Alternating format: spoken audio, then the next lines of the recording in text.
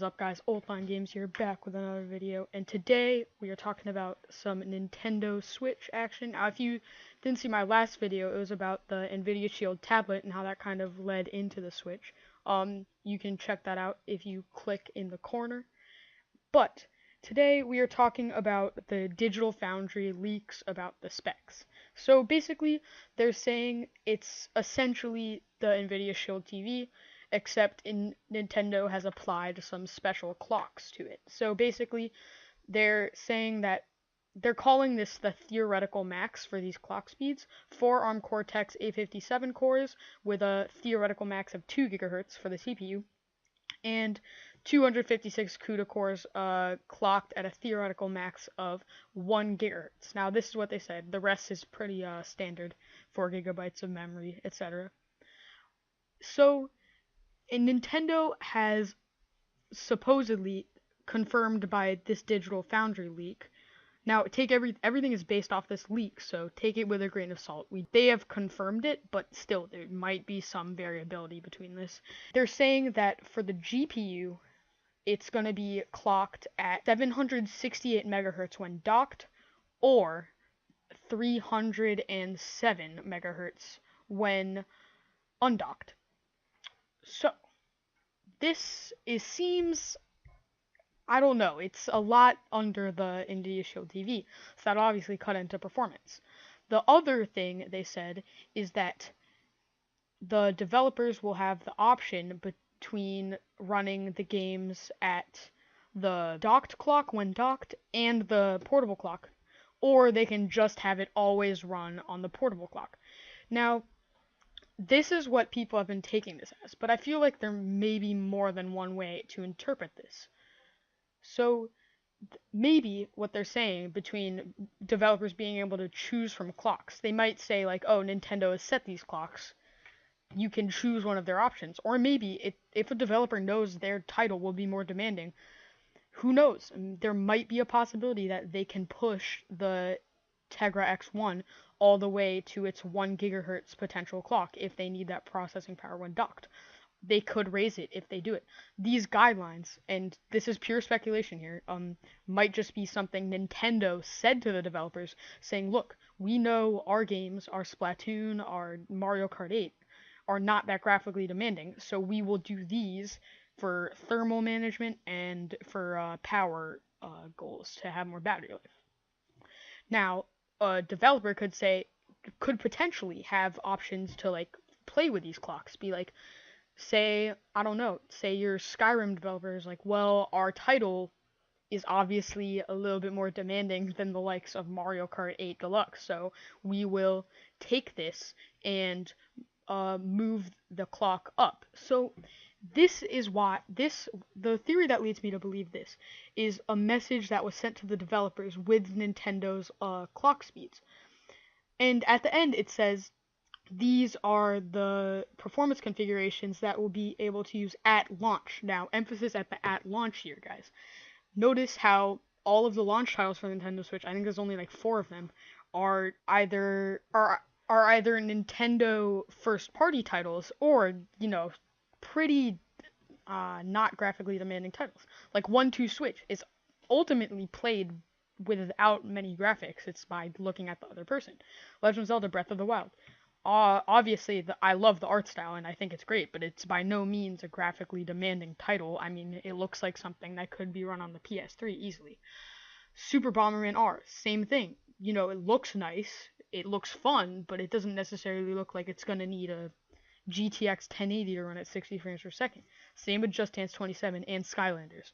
So, I think this at launch is basically Nintendo saying that, look, these are the games we will put out at launch that we know will work with these 2 clock speeds and be a completely enjoyable, fun to look at, graphically pleasing experience. But since it says at launch, maybe that's why some of the more demanding titles like Steep or Skyrim are coming out later, because they're saying, look, we can still get more performance out of this. We just need more tuning. And maybe they're saying, look, in a few months, we'll have gotten these soft can out of it, and we'll give you guys the option, if you release your title at a later date, to have the more powerful hardware. Now, this is pure speculation, guys. It might just be like this locked clock speeds. So I mean, I feel like that might be a reasonable thing to say. Like, look, we are releasing it now because people are going crazy and they want to know what the Switch is.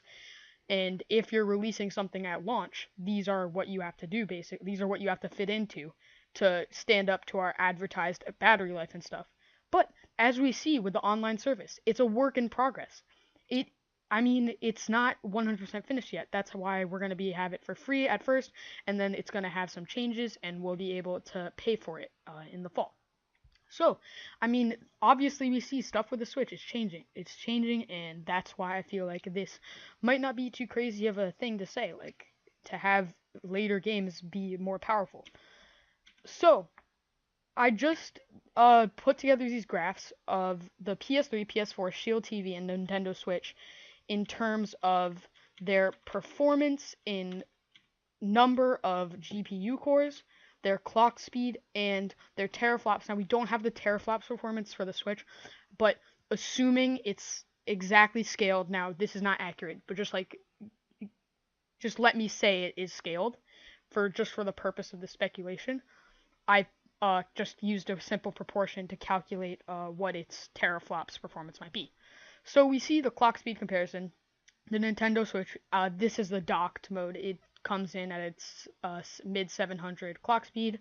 Shield TV is all the way up at 1 gigahertz for the graphical clock. PlayStation 4 runs at 800 megahertz, and PS3 ran at 400 megahertz. Now, the story kind of changes when we take a look at the number of GPU cores. Now, I couldn't find this data for the PS3, but the PS4 has a massive amount of GPU cores. And the Shield TV and the Nintendo Switch, according to the leak, well, we know the Shield TV has 256 cores, but the Switch, according to the leak, has 256 cores as well. So, this also means that, look, these two devices, while it seems like the PS4 is going to be so much more powerful than them, the number of GPU cores is not scaled because NVIDIA's cores are actually like somehow really, really, really efficient, and the Shield TV is able to put out almost 1 teraflop of performance, and the PS4 is able to put out 1.8. Now, that's not proportionate to the number of GPU cores they have, or the clock, because the Shield has a higher clock than it. So, the Switch, judging by just a simple proportion, now keep this in mind, I'm not saying this is confirmed at all, the Switch has a teraflop performance of around 0.8. PS3 was around 0.5-ish in the neighborhood. It was around 0.4-ish. So, I don't know, guys. I feel like if it is 100% scaled, then yeah, sure, the Switch is gonna be like somewhere like on the lower side of the spectrum between a PS3 and a PS4. But I just don't feel like this will be the end result because in Nvidia's blog post, they said it took 500 man years of performance took 500 man years of work to achieve what is in the Switch. Now, yeah, obviously a lot of that's going to be spent on software optimization, like they clearly state. But if all of the Nvidia people could come up with in 500 man years of work for the it is a custom Tegra chip. If all they can come up with is a scalable underclock, then that is not even close to worth the 500 man years of performance. That's why I'm kind of skeptical of this. Like, if a genius, say they could live forever, sat down for 500 years only working on this Tegra X1 and getting it ready for the Switch, and all they could come up with was to underclock it, it just doesn't make sense to me. It just does not add up. So, that's why I feel like one explanation is after launch, they're going to give developers more headroom in terms of the clock speed. Or, something else they might have done, they might have added, I don't know, something like more VRAM, more GPU cores. I mean, a Nintendo Switch, if it had those more GPU cores, especially the ones in the Shield TV, where 256 of the GPU cores was able to put out like a little over a teraflop of performance. If the Switch has more of those cores, it could easily be a contender with a PS4. I'm not saying it's going to outperform it, because there's a reason. If Sony could have done this with the PS4, they could have been like, oh yes, carry around your PS4. They would have done it with the Vita, but the Vita was a potato. So the Vita was essentially an iPad 3. So just to put that in perspective.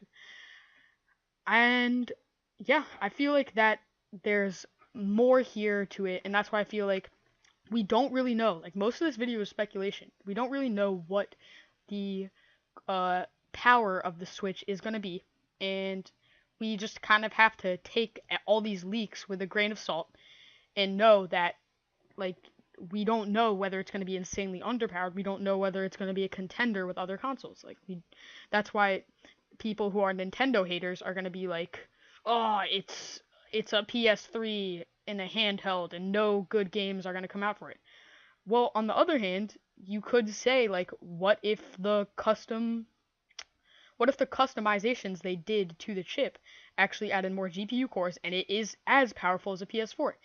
I think both of those statements are equally possible in speculation. I'm just saying it doesn't make sense if Nvidia spent 500 million years of work and all they did was underclock the chip for the Switch. I'm just putting it out there, guys. Well, I hope you'd enjoy this video. If you're excited for the Switch, leave a thumbs up. If you're not excited for it, leave a thumbs up. I don't care. Yeah, I hope you enjoyed this. Peace out, guys.